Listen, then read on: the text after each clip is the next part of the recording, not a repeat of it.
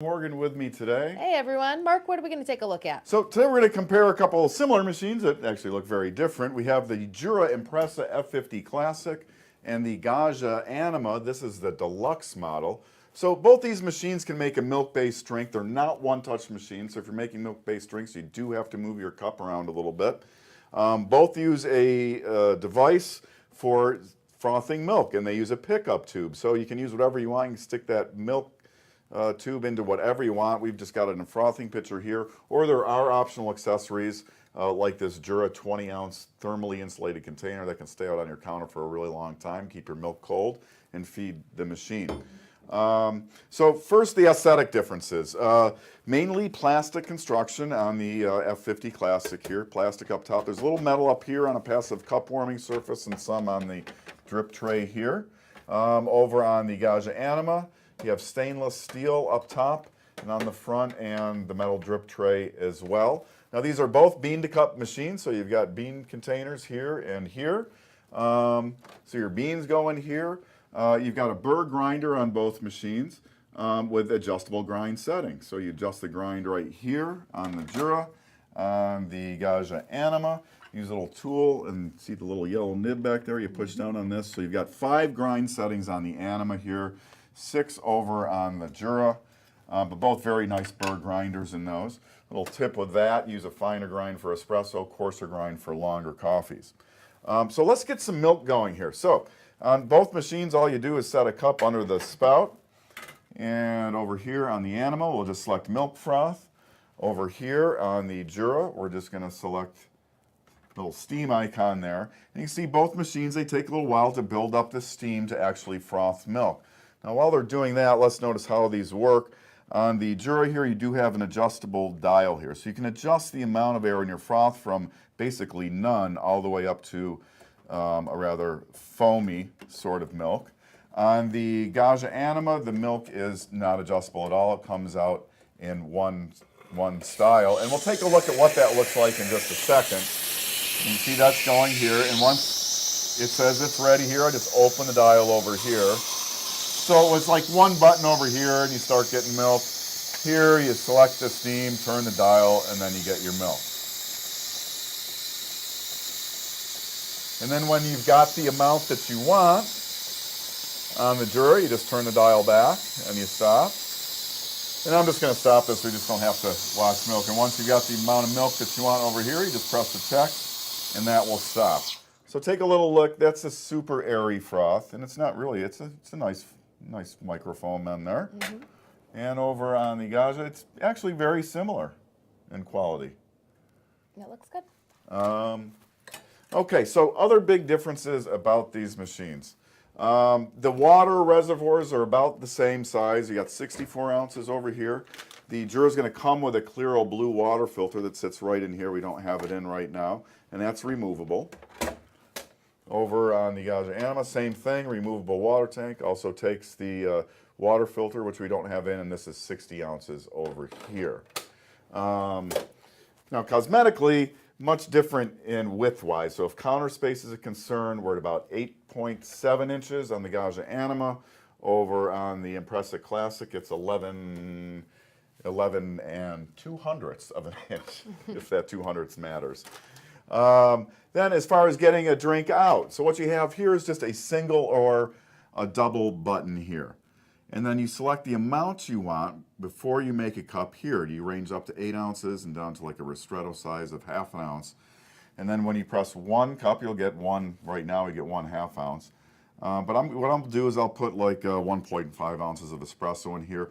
The way that you change strengths on this is just by hitting the button repeatedly. So if I do 1, 2, 3, now I'm up to the strongest, the highest dose. You hear that grinder running. You'll hear it do some pre-infusion in a moment, so the pump will come on, then it'll stop. And that just pre-wets the coffee a little bit first. So we'll let that go. We'll come take a look at that. Over on the Anima, it's a little different. This uses a press and hold programming. So for our espresso, and I'll show you how that works right now. So you just press and hold the button you want to program the amount for. And memo comes up in the screen right there. And you hear that grinding as well. Then once I've got, you'll see a check mark will come up here indicating that when I've got the amount I want, I should just press this button here. Then it'll store that amount. And it just did a pre-infusion. There's our little check mark.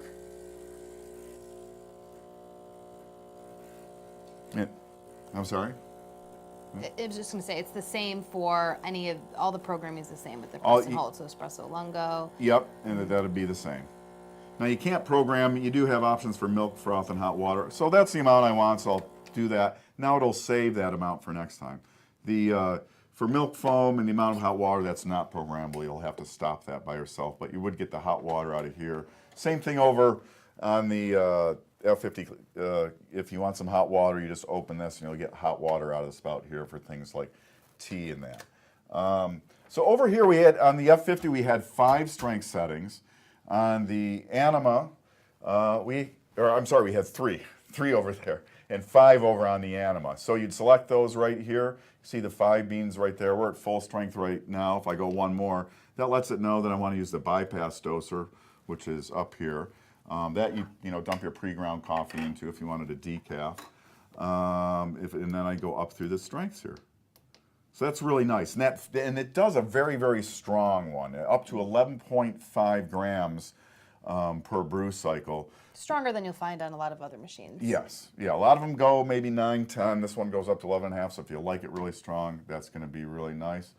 What else? We did mention the bypass doser. I don't think we did. Oh, okay. So for pre-ground coffee, obviously we usually want to go with our, freshly ground beans, but for pre-ground, you'd use a scoop, you'd fill this with pre-ground coffee, dump it in here. Most people use that for a decaf from time to time. And you have the same over here. And actually on the Jura, now on the Anima, I had to tell it I was going to do it. Over here, it just kind of knows when you open this that you want to use some pre-ground coffee, and it's got the scoop too, so you'd scoop it in. You can see it says fill powder, that means the ground coffee.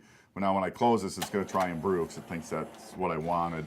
And then it's going to tell me, oh, hey, you didn't put any in there. So the machines are pretty smart. How about we take a look inside? Yeah, let's take a look inside because there's another big difference in there. So on the Impressa F50 here, open it up, there's our used coffee drawer. Holds 16 brew cycles. 16 brew cycles, and then any drip ends up in here, so you dump that in the sink. And now, these machines, all machines have a brew group internally. Some are removable and some are not. On the Jura, it's a non-removable brew group. And let's show you the difference here. Over on the Anima here, so if we pull out the drip tray, we like this drip tray, it's got the raised edges here, so everything ends up, there's no chance of overspilling. We also like the little push buttons here. So open it up, there's our used coffee drawer. You see we've got a bunch in there for some brewing that we've done. Very similar, that holds 15. 15, and then there's our drip tray to catch any of the drips. Yep. Like the baffles in there so that the water doesn't slosh around when you're going to go empty it. But the big difference, we're talking about that brew group, not removable in the Jura. Over here on the Gaggia Anima, it's removable right here. So you pull that out.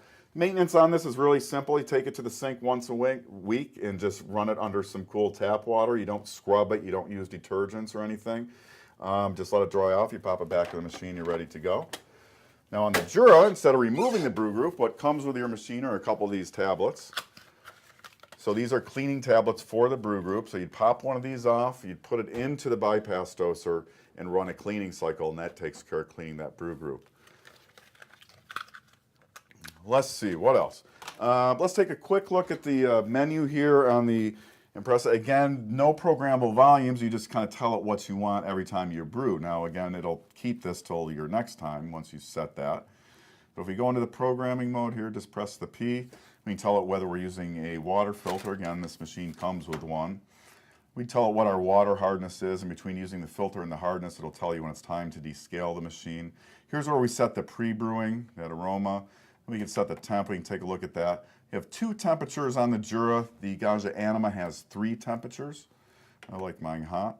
And you can have the unit turn on at a certain time and shut off after a certain number of hours. It'll give you information like cups made, and you can change languages.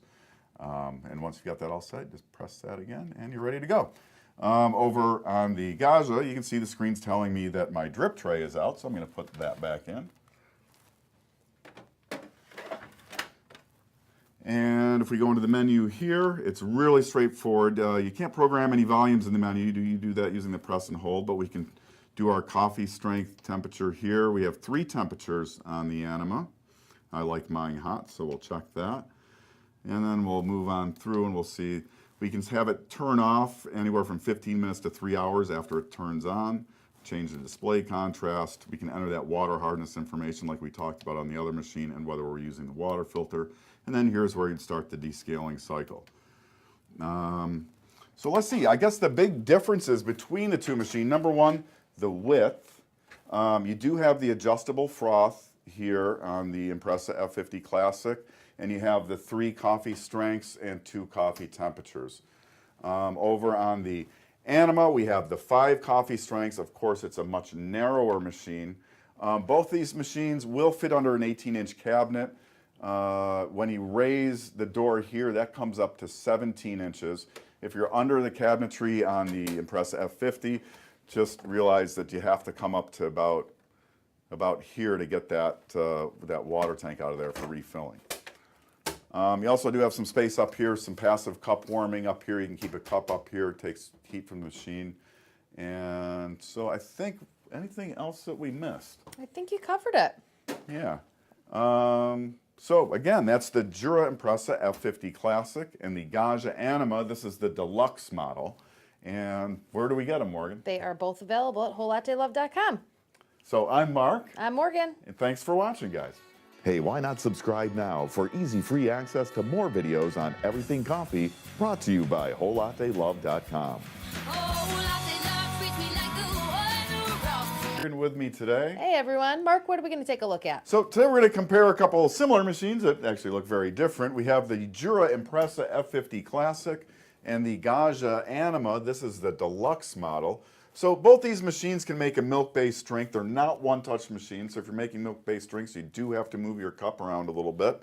Both use a device for frothing milk, and they use a pickup tube. So you can use whatever you want. You can stick that milk tube into whatever you want. We've just got it in a frothing pitcher here, or there are optional accessories like this Jura 20-ounce thermally insulated container that can stay out on your counter for a really long time, keep your milk cold, and feed the machine. So first, the aesthetic differences. Mainly plastic construction on the F50 Classic here, plastic up top. There's a little metal up here on a passive cup warming surface and some on the drip tray here.